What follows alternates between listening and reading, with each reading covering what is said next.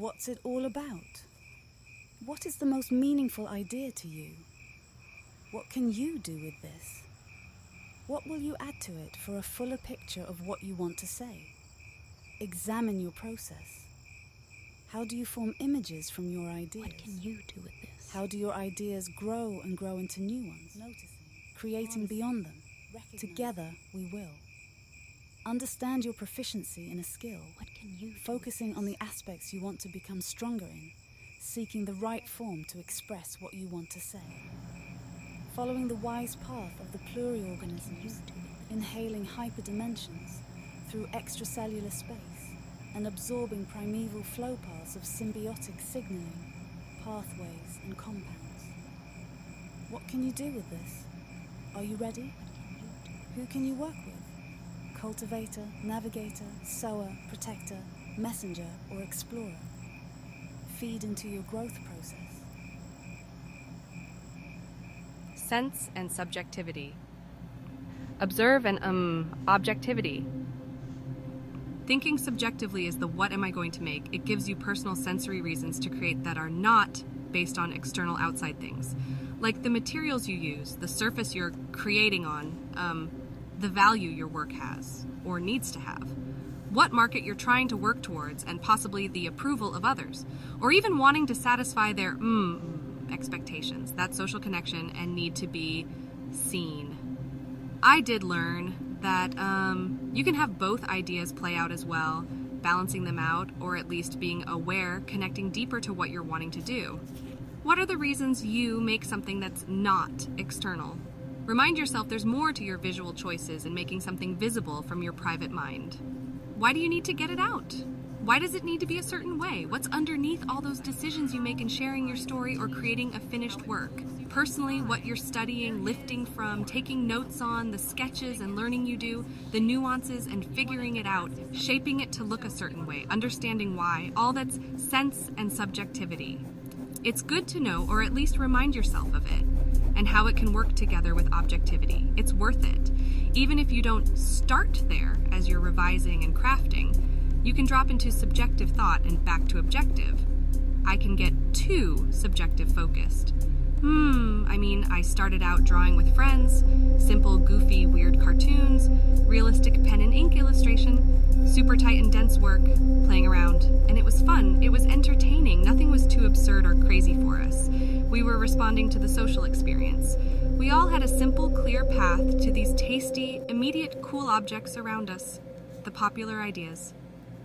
Nothing is overcomplicated, nothing is mysterious or confusing, all clearly playing into having a good time, indulging, escaping for a moment, that's fine.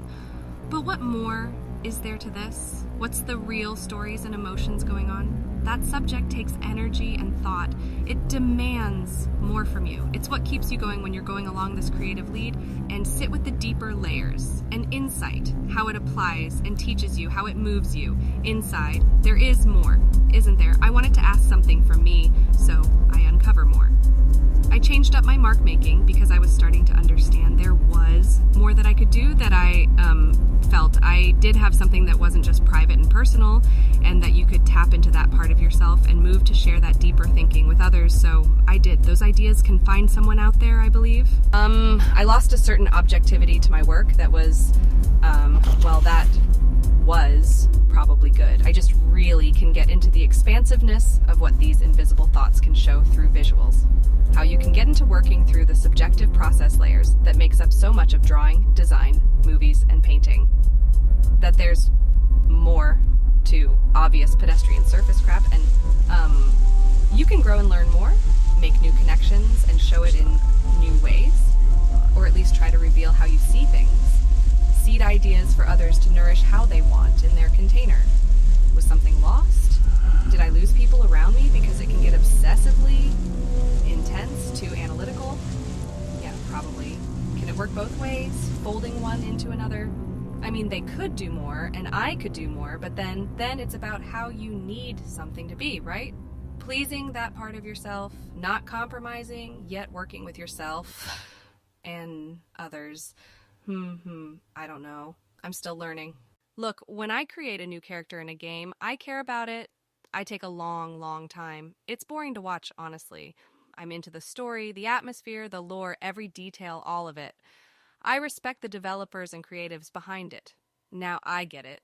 It depends on the game, context, and some don't care so much and make the character and move on. No worries. They want to play the game. It's all viable. They'll arrive at what it means for them when it's time. They know what they like, yes. I would add, though, you tend to like what you know. Expand and grow your mind, because the more you create and challenge and feed your brain, the better you'll get. Creating your own meanings and experiences. Transforming something and making it in new ways. Finding things that provide that morsel of sustenance. Nourishing your thoughts. Being your true self. Expanding your creativity. It's in you. Across fields of cross-pollination, you are heard and understood. Sense and subjectivity. Where do you start?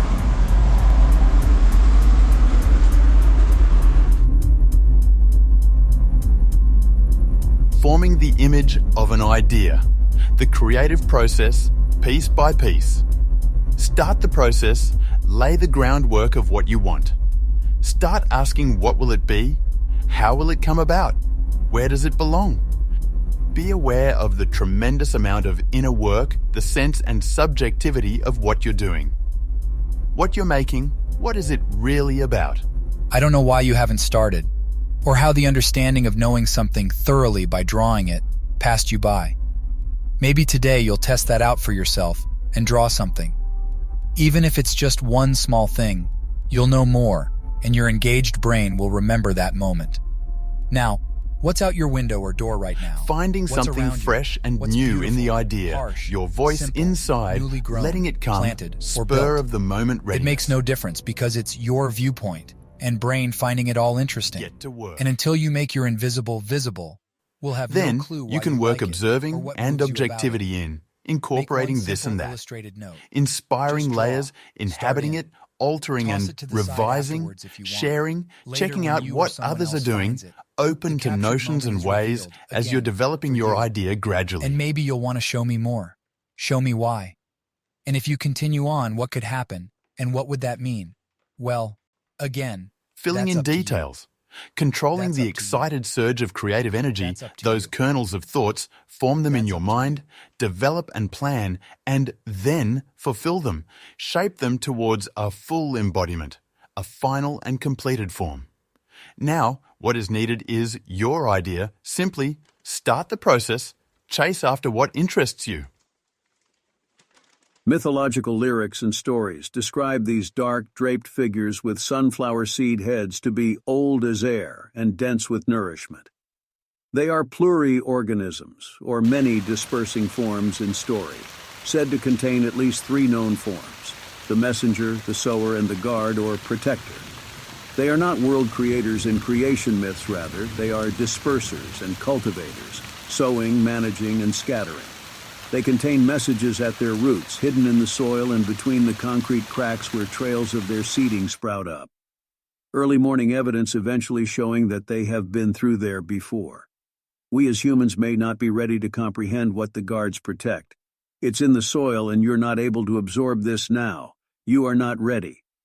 We can trace origin sources from the Red River Valley, the Dakotas, farther down towards the Four Corners of America, near Chaco Canyon's Sundagger spirals.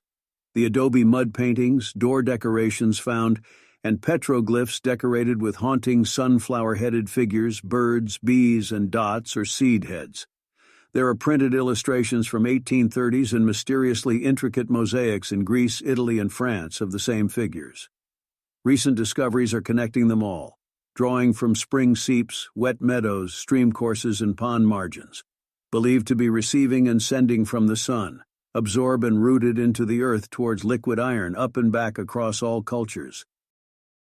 Sense and subjectivity. Observing and objectivity. The old seed box with rose mailing, a patch of a draped figure with a sunflower seed head, add it to your jacket, Mesh Well Fays, alter, perception. I let my mind wander.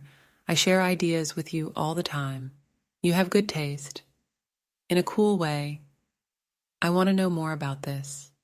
I want to do something with it, draw it out of my mind and share the idea. Let you experience it and tell me what you see, the inner work and the experience when it's outside of myself, the reason for making this mark, visualizing what's important. It feels like something. You introduce a notion and I go with it. I'll show it to you later when it's done. Mesh Well Fays, disperse me sour. When I'm dead, the gold finch sings what was in my head. Heavy-seated heads on heavy-soiled bodies, dark figures with secrets at their roots, receiving messages from the sun. They've got work to do. Open-pollinated, pluri-organisms, moving soil, stewardships, banks of seeds across cultures. The messenger, the sower, and the guard. They are old as air, with stories that they are slowly revealing throughout every season, waiting for those who see to age old enough so they will understand.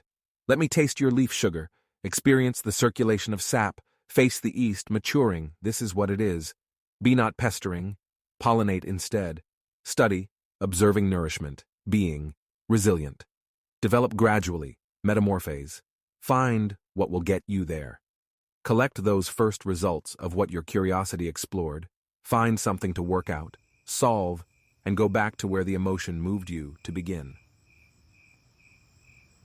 These pluri-organisms exist in all cultures across all ecosystems and have been part of Earth's entire span of history. They are living things. Old as air and dense with nourishment, they have been doing their thing for a long time. If only, you may be thinking, we knew more about them. We would need a field guide of sorts, something to look to for even the slightest idea of what they are. Mesh Well Fays is that field guide and has begun the humbling task of studying and compiling images, mythological lyrics, texts, stories, and deeper understanding of these moving soil forms. Mesh Well Fays have identified at least 3 bodied traditions and knowledge clusters: the messenger, the sower, and the guard or protector.